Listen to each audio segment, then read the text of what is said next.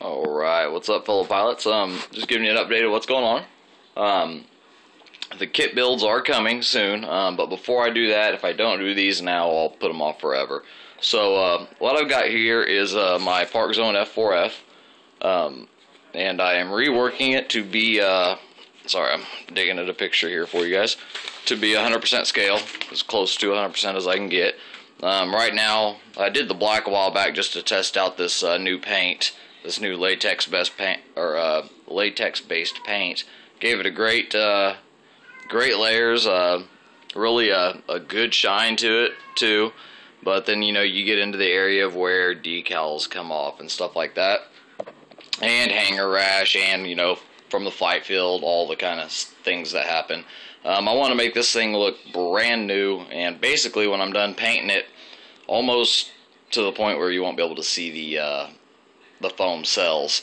I found a paint process I really like, so I'm going to give it a shot, see if it works good, and I'll give you guys the info on it after we see the final product. But right now I've got her completely spackled up everywhere with a Hobby Light filler, very, very, very light filler. Letting it set up right now and dry, and when it dries, now this was a lot thinner. This stuff was run down with water. This is off of my X35 jet. This is the bottom of the ducted fan cover. It got a lot of good rash coming in for landings and stuff, so I went ahead and put this all on. This is dry, ready to sand. I usually start out with my sandpapers. I start out with a, usually about a 220 grit, and then usually go up from there. I'll go for maybe like 200, 220, then usually about 380 around in there, 400. Usually at 400, then I'll go to 600, and then I finalize everything off with 800, so you don't get that dull look where it looks like you peeled something off or the foam's real rough. I can kind of show you an area here where you can see that. Now here's an area I haven't spackled up yet, and as you can see, the foam is dull, even after being painted, compared to the rest. That's where I had a stripe that I pulled off with the sticker. So, before I covered those up, I wanted you guys to be able to see it. There's another one right over here on this wing, which focused in, and you can see the change in color there. Okay, and the paint process I'm using that seems to be working out really good on my test products. For example, here is the top hatch to my X35 jet. Now I am redoing it. No, it's not redoing it. Sorry guys, I finally got it set up the way I like it, so it is ready to start painting. So I'm using the hatch as my tester, and this right here, guys, is just my little step process that I'm using. Now this was, looked like that in several spots too, because the mass put stickers on. But after my process that I'm using with the fillers, and with the combination of paints that I'm using, I got a good shine across the whole thing. And this hasn't even been painted yet, guys. This is just primed. Okay, that's the natural look. And I had a lot of stuff that looked like, if I can find it here, yeah, that looked like, that kind of stuff. Real rough, real ugly, nasty looking stuff. And I got her to come out with the lines still just nice and pretty, straight and shiny. So when I finally go to airbrush on my final layer here, it should look really, really good and almost not even foam. So the process as I'm going, and I'll show you guys the paints I'm using, because I know that'll be one of the big questions off the get-go. Now I use several different types of paints. I use the little testers cans, the shorties, those testers. I use the I think it's the enamel. I'll have to check for you guys. But finally narrowed down a good paint that I'm having good luck with on all Parkzones.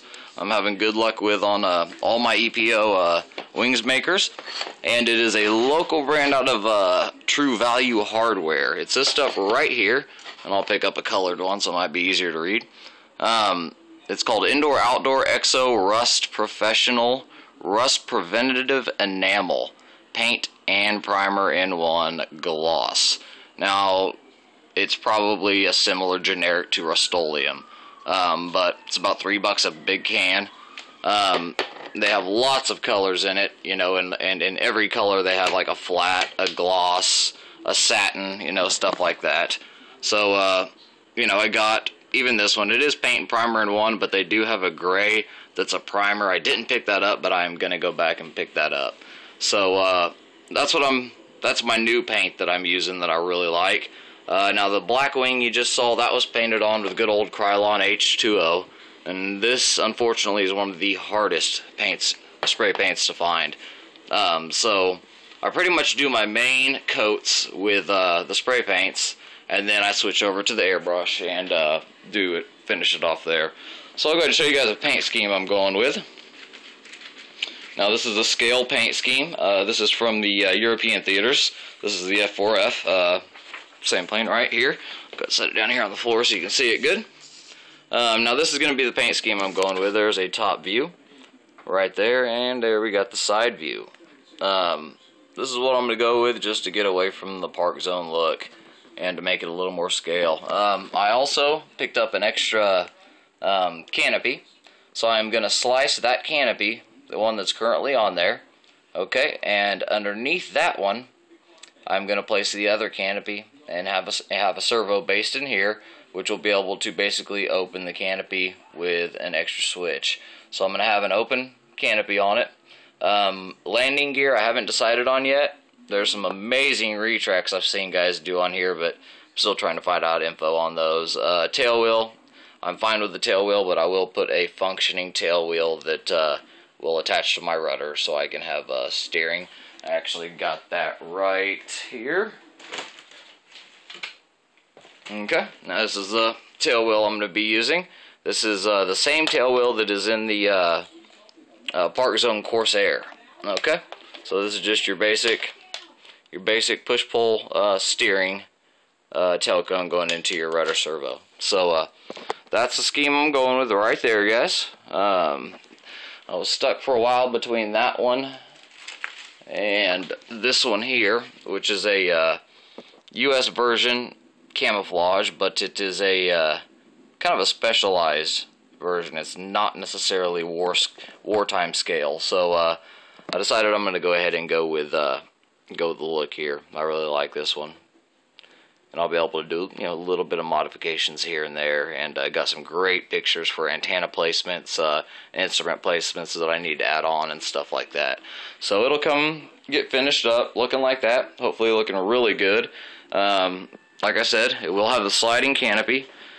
I've already started working on my holes and everything that I'll need to do for that. Got that spackled up. And yes, guys, if you're using the stuff I'm using, which is right here, Hobbico Hobby Light filler, $5.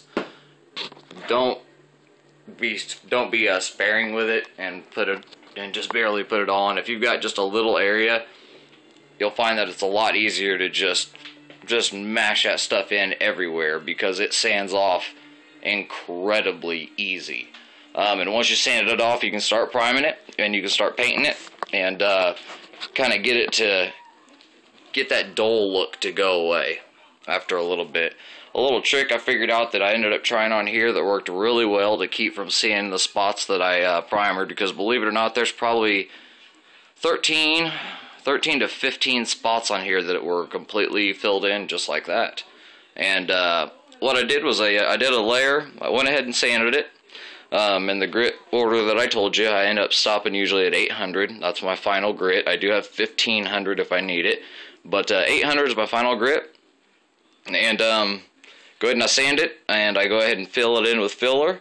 Let that stuff dry, sand it off, prime it, go back in, sand it again, fill everything in with filler that needs to be filled in, sand it, and clean it and prime it again. And then I give it a gloss coat with Tester's clear coat. And after that, I give it its final primer shot, which is what this is right here.